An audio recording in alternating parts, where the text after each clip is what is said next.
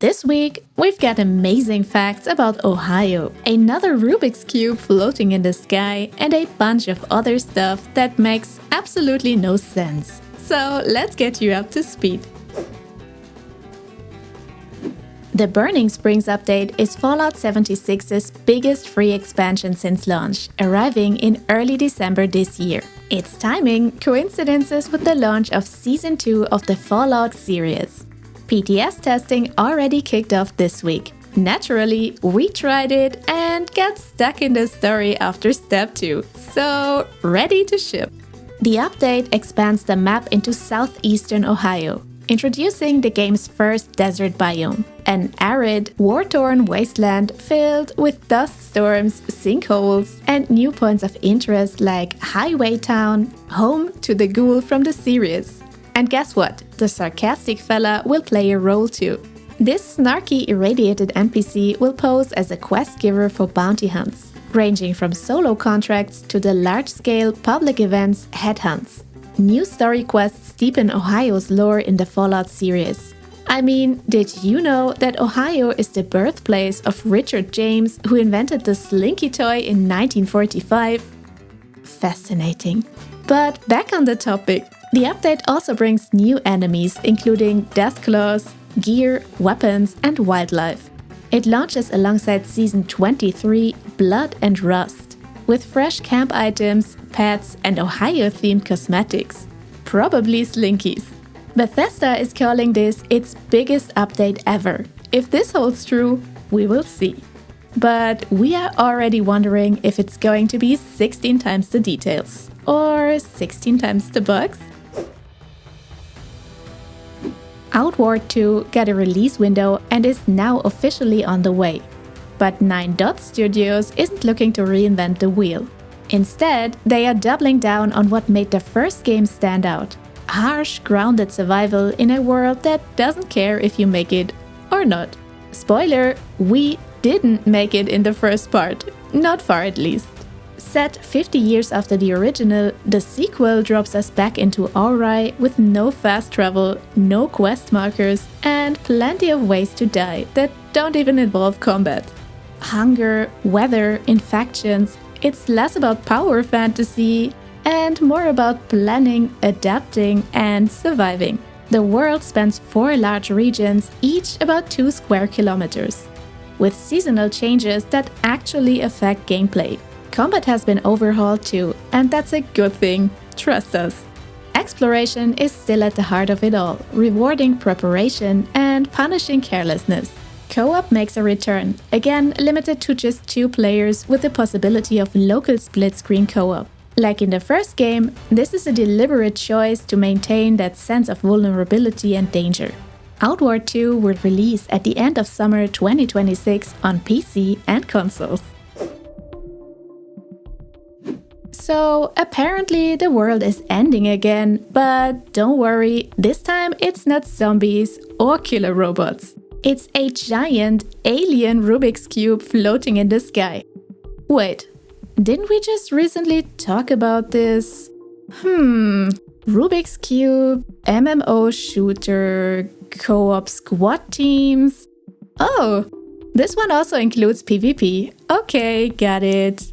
The Cube, Save Us, is a brand new free-to-play MMO shooter from XL Games, the devs behind ArcAge. And unlike Montfish, they've actually nailed the branding this time.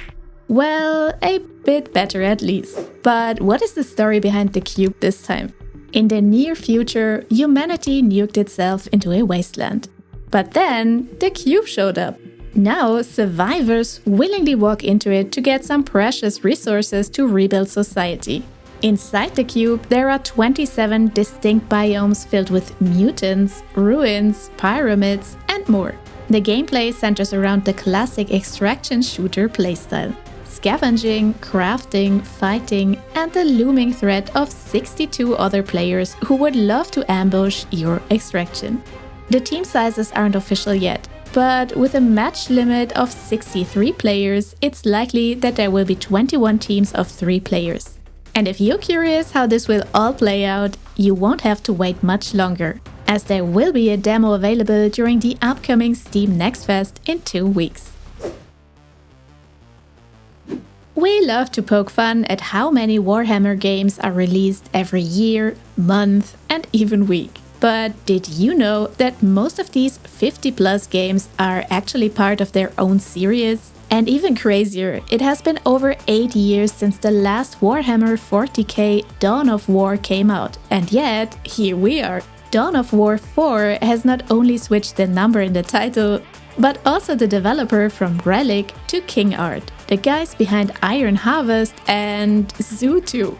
We hope the tender-hearted guys and girls at the studio are okay after all that gore and violence. But back to Warhammer. The game will have 4 faction campaigns at launch: Space Marines, Orcs, Necrons, and Adeptus Mechanicus. Each one offers their own playstyle and perspective, with over 70 missions tied together by branching narratives.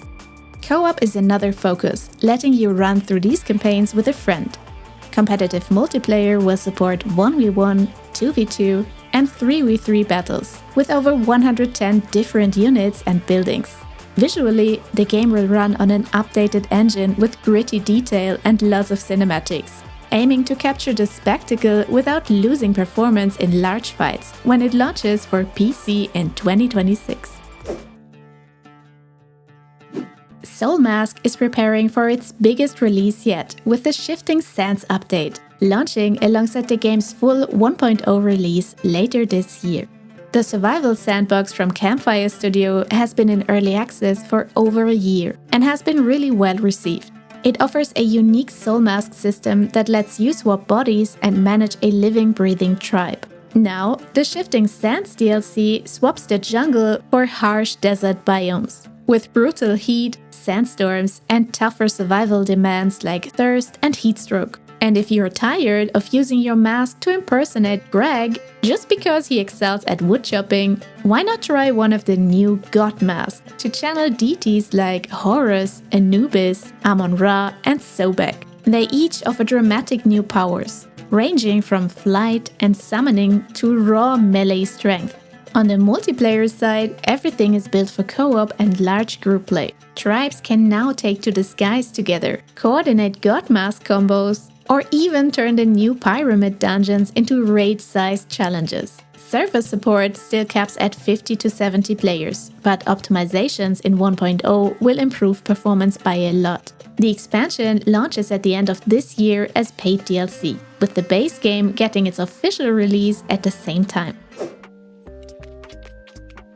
After a less than spectacular launch for FBC Firebreak in June, the Breakpoint update dropped on September 29, bringing the game's first major overhaul. The clunky job board has been replaced with a new Crisis board, making matchmaking faster and more dynamic, while a proper tutorial and quality of life fixes make co-op smoother.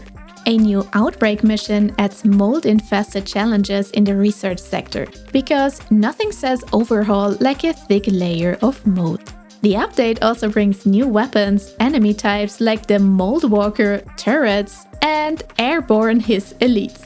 Gear now unlocks at full strength, currencies were simplified, and early grind reduced. So if you've been holding off until now, this is your call, as the game is currently 40% off.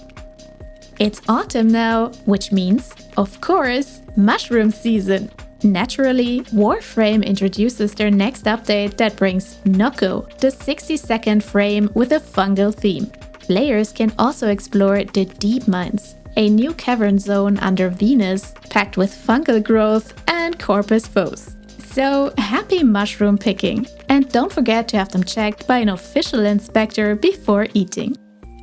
If you like your gameplay based on luck, but gacha isn't your thing, fear not, we've got you. Borderlands 4 just teased their 5th Vault Hunter, Cash, a robotic ex-gambler cowboy. His 3 unpredictable action skills are all based on luck. So now you've got the perfect counter-argument for all the get good comments from your teammates. As the name implies, this is a paid DLC and will launch in 2026. To XKO, Riot Games' free-to-play 2v2 fighting game not only features League of Legends characters and fast-paced action, but also fast-paced releases. They launched a closed beta mid-September and seemingly decided, well, ready to ship. So the game will now launch on October 7, alongside with the freshly teased Teemo, the 10th champion in the roster. So apparently, House Flipper 2 decided that renovating rundown kitchens and repainting walls wasn't enough. You also need a cat in a hard hat watching you do it. The Pets DLC adds adoptable cats, dogs, snakes, and even guinea pigs that follow you around job sites, demanding food, grooming, and the occasional brush while you're tearing down your drywall. And for the low price of $15, you too can scoop virtual pet poo between installing IKEA drawers. Does it fit the house flipping theme? Absolutely not. But here we are. This week, Nightingale is free on the Epic Games Store. If you've been following us for a while, you know it's an ambitious game, but not without its flaws. So if you were skeptical before, here's your chance to try it out for free.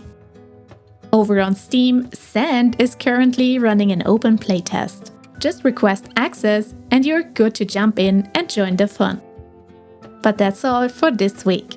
We wish you a lot of fun in co-op with your favorite people, whether you are in Ohio or not, and we'll see you again in the next one.